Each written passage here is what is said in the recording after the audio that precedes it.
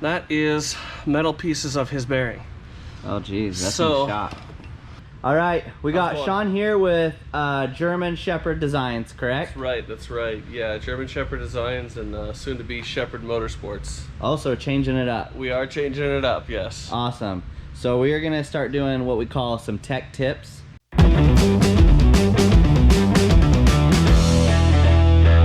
So here we go. Sean's gonna give us a lot of tips on what not to do and what to do when it comes to working on your machine, which is awesome by Sean because obviously he would rather probably just do the work and get paid, but the little stuff he'd rather you just not waste your money and hurt yourself. So good guy. So here we go with Sean. He's gonna give us a tip. So what's it about, Sean? We're gonna go over wheel bearings, and the most popular thing that I see a lot is there's multiple different tools to use. There's a wheel bearing greaser that comes out now, and the biggest thing that I see, and I especially hear, is people saying they put 15, 20, 30 pumps inside their wheel bearings, and I oftentimes see those people come back and wondering why they need to replace their wheel bearings after they grease them. So you can definitely over grease that, and then just the maintenance that goes along going to and from that wheel bearing. What we got here, you can see that this is prior. Somebody's already been in here and they only bent over one of the tabs. They cut the other one here. So this is all that's really stopping this from coming apart and this nut backing off. So really you'll see at the end of the video here, we'll bend both over, and a lot of people don't like doing that. It takes an extra 2 seconds just to secure your vehicle. So always a good idea. You get to these two bolts back here that are holding the caliper on, we'll break them free and then just pull them out.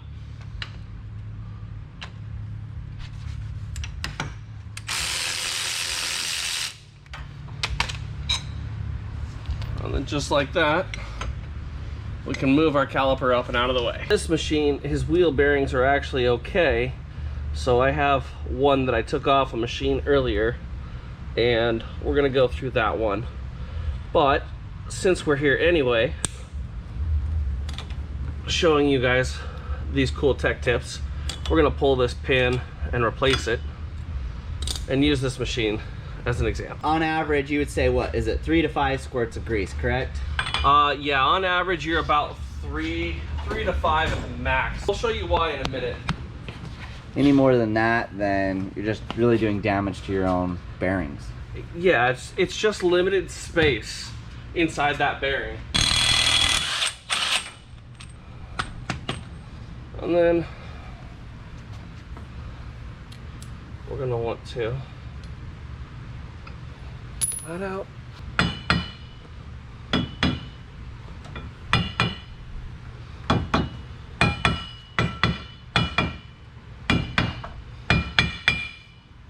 You can see the rust that's inside there.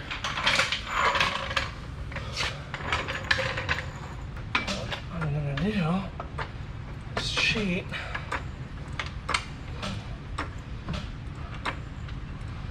by taking the pressure off. Oh wow. So that's all that took. Yeah. When they're stuck on there, just jacking that up makes a huge difference. Yeah, it changes the angle, and you can see we tried to hit it a couple times, but what's interesting is that, and then this is actually the race. This should not be coming off with that. Okay. So as these drop in here, what we can see is those little ball bearings, but inside here, if I grab some pliers. I put one in and lost 2. That's all right. You can see that even prior to us touching that, that is metal pieces of his bearing. Oh geez, that's a shot.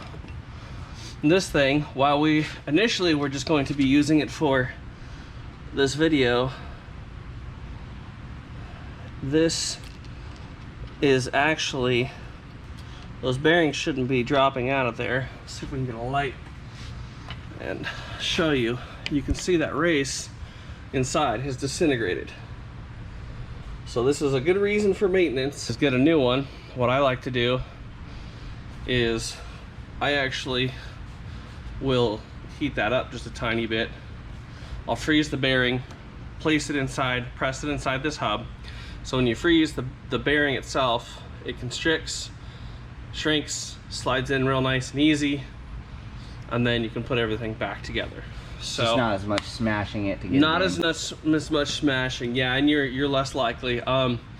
Always if you don't have a press, take it to a shop with a press, or have your friend press it, but you need to make sure it's done with a press so you don't hammer these bearings and do any damage. You can see the bearing here is pulled apart. This is pulled off just like the other one was there. What happens is that grease, those greasers, they go in between this space right here and right here, and that's where they push the grease in. And this is pressed in, so there's nowhere else for that grease to go. So when you do squirts of grease, there's not that much room in there. Yeah, there's not that much room in there. So that's why I say 3 to 5. Your normal grease gun is going to put out to, there's your 3 pumps of grease right there. So that grease has to go all the way in there, and there's, again, once this race goes on, there's not much room in there. So, you know, if that's 3, 5 times that does not fit inside that bearing. No. What happens is it pushes these walls out. The only thing that's holding it on is the axle nut itself. So what happens is, like today, what you saw, when we adjusted the angle on it, it pops right out. But when it pops right out, the entire piece, this comes sealed on that. So that's the tip is, guys, you only really need about 3. I mean, honestly, you should be using just 1 or 2 fingers with those tools. Just 1 or 2 fingers right here. Just pump until you feel some light resistance and stop. This is not like your drive shaft where it has a place to exit. There's nowhere for it to go. So once you hit light resistance, stop. All you're doing after that point is pushing too much grease inside. Just ruining your stuff. You're ruining your stuff. And you get these, pretty much people over greasing their bearings like really often, don't you? Yeah, I have. Like way too much? Way too much. Once they get pushed out, some people try and press them back in. You're going to a reliability issue at that point. This is supposed to be pressed and sealed. So it's should not be reused again, only in case of an emergency. Everybody, give Sean a big shout out.